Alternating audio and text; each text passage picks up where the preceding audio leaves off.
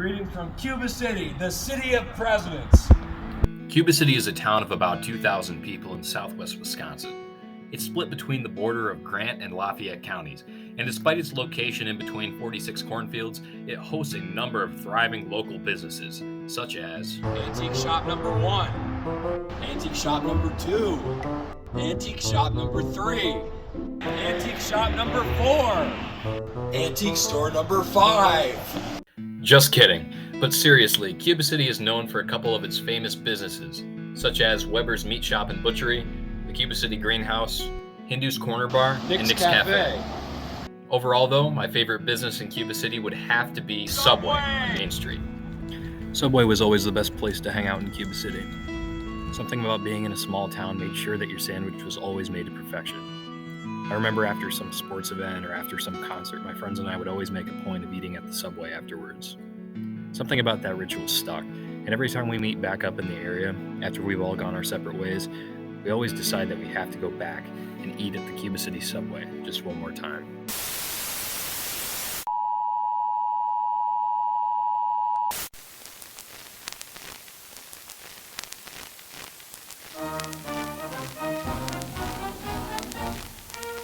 Cuba City is a town of about 2,000 people.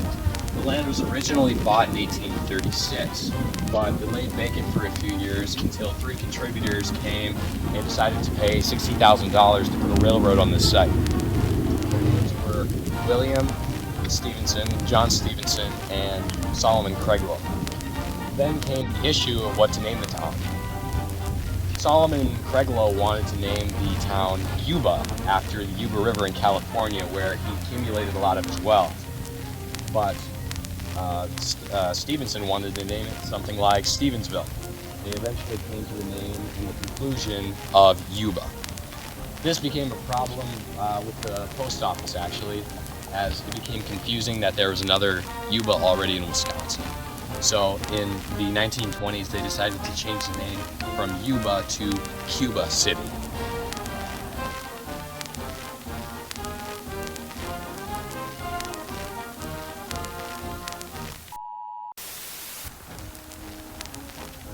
The idea came from a Cuba City principal named Joe Gaiman, who decided to put up these shields for the 200th anniversary of the United States.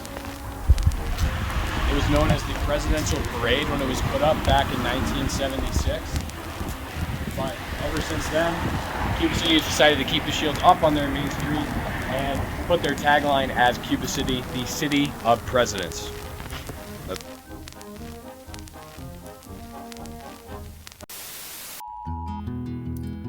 Today, Cuba City fosters a thriving agricultural community filled with kind and hardworking people. I remember hating cleaning calf pens and stacking hay, but now I treasure the experience and work ethic I gained on the farm. While it was difficult to throw on a pair of jeans and venture into that 90-degree heat, there is nothing more satisfying than a job finished and well done. No matter what, I wouldn't trade my upbringing on the farm with anything else.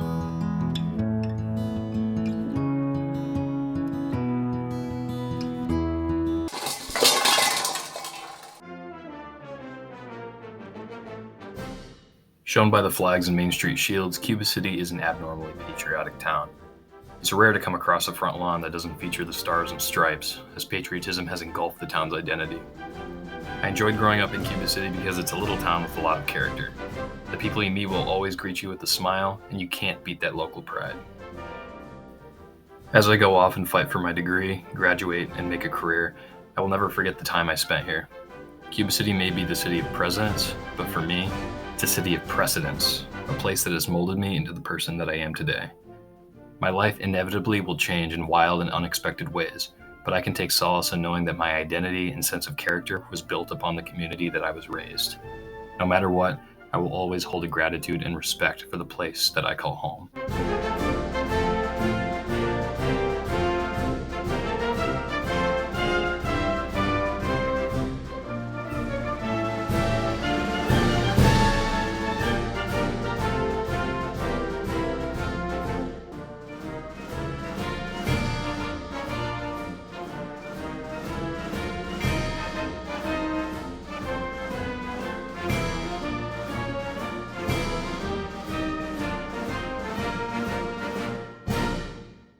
Midwest nutrition has me dead.